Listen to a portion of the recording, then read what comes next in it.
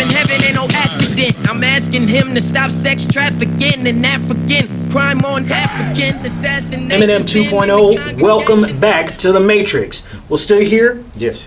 We're back. Episode 2, we're talking about the King's Code. Yes. Last time we left off, you really expounded on this verse in in the information in verse number 2. Yes. We got a comment. Someone said, they just blew past it, Mm-hmm. and they thought it was just okay. It's just establishing a relationship, Right. And you start to realize, no. Mm-hmm. She's not just establishing relationship. She's saying, if you're my kid, Right. yeah. I know I didn't raise you this way. That part.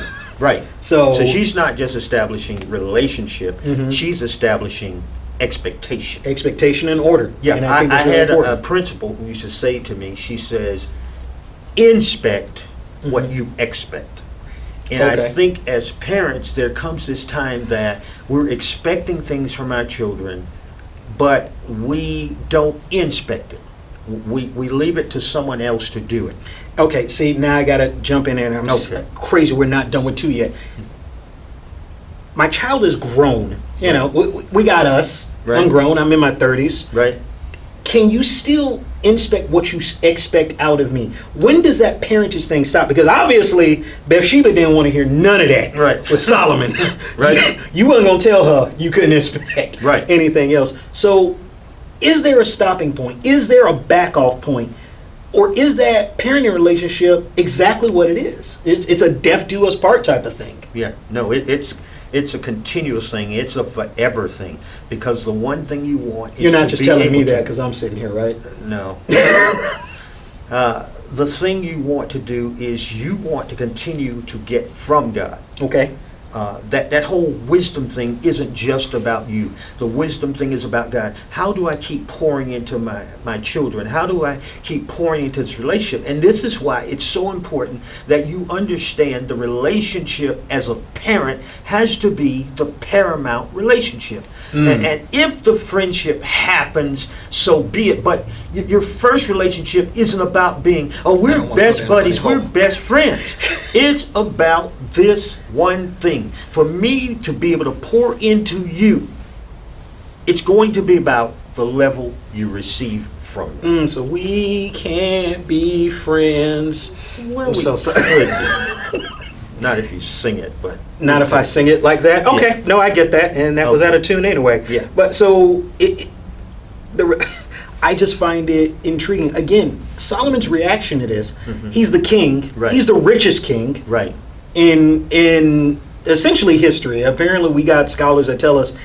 Solomon's loaded Right. and has the kingdom of Israel loaded. Right. He's had great success in getting still his relationship, his identity, his feelings toward his mother, Yes. still allow this woman to speak into him. Right. Right. And here's the other thing that's killer. He knows his mother's made mistakes. Right. We Yeah. know the story of David and Bathsheba. Right. We know how Solomon comes to be. He knows he has an older brother that didn't make it Right.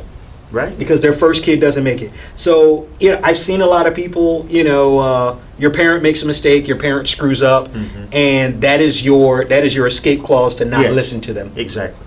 And Exactly. so we see Solomon, his wisdom to accept wisdom Right. from a person who has been broken. Right, right. And He- just because you have been broken doesn't mean that God can't use you to impart wisdom, because a part of the brokenness is the healing process.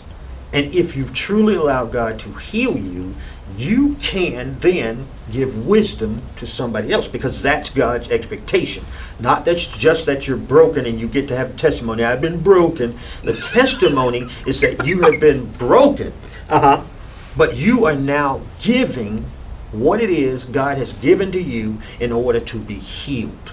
So I think a point that we can make about the King's Code Mhm. is, as a king, men, now we're talking to you, as a king, or even as a mature believer, Mhm. you need to be able to intake wisdom. Yes. When you hear it, you Yes. should be able to recognize it when Absolutely. it's spoken to you. So I think that's super important. We're going to take these next couple of minutes really to dive into verse number 3. Okay. So many ways to put this. She tells him, "Do not waste your strength on women, Mhm. on those who ruin kings." Who ruin kings. So what does it tell you right away? Okay. It tells you Sometimes we are looking for, and I've asked this question during counseling, are you looking for a woman, or are you looking for a queen?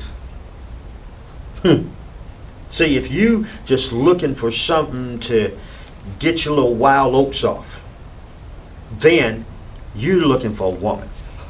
But if you're looking for a woman who is strong, who has the potential to help groom you and help grow you, you have to be okay with that. A strong man needs a strong woman.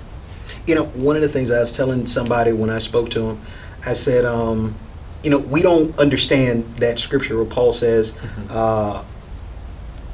man is the head of the woman just like Christ is the head of the man. Right. You have to equate that to Christ being the head of the church. And so I equate that literally. I say he does this because he wants you to understand function. Right. And so the head is over the body, but the body has some involuntary functions that it does. Right. If you had to actually sit there and concentrate to make your heart beat, Right. make your lungs work, Breathe. make your kidney do Yeah. things, make your liver do things and stuff like that, you'd break apart. Yes. And so a lot of times what you find is, you know, young men, you know, young kings, Right. you're not in your kingship because you don't know how to let your body Right. do exactly what it needs to do. Right.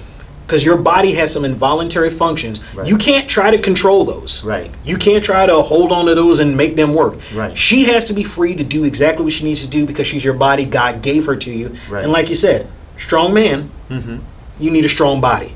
Amen. Nothing worse than having a strong. If you've ever seen anybody who was super intelligent and then lost the control of their body, Yeah. they're absolutely miserable because they got all this amazing stuff up here, but they got nothing as a body to make it manifest. Amen. So I think that's really huge. So don't waste your strength on women, comma, on those who ruin kings. Right. Exactly. What kind of woman ruins a king? Well, it's a woman, number one, who doesn't understand what a king is. It's a woman who does not understand she has a king. Okay. And I would say then it's also a woman who could potentially have been hurt by someone she thinks was a king. And the end result is that she now bases how she handles every man, every king, the same way. So the hurt is directing her rather than the relationship. So she says to him, don't waste your time on women who ruin kings. It's very possible it's something she has seen before. I had to look this up. I like switching around positions. And I had to look this up in the King James because the king ain't never hurt nobody. Never did. Okay. It says, give not thy strength unto women, nor thy ways to that which destroyeth kings.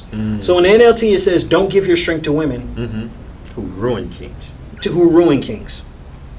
Don't give thy strength unto women.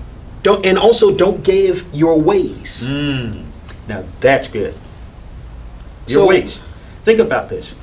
And you're wondering, because this happens too. You find this person, you're attracted to this person, and she's just fine. Is that how you look at them? Yeah. Okay. She's fine. And you are thinking, I gotta have her. Okay. I've seen that before. But what begins to happen is, rather than you influencing her as a believer, Ooh.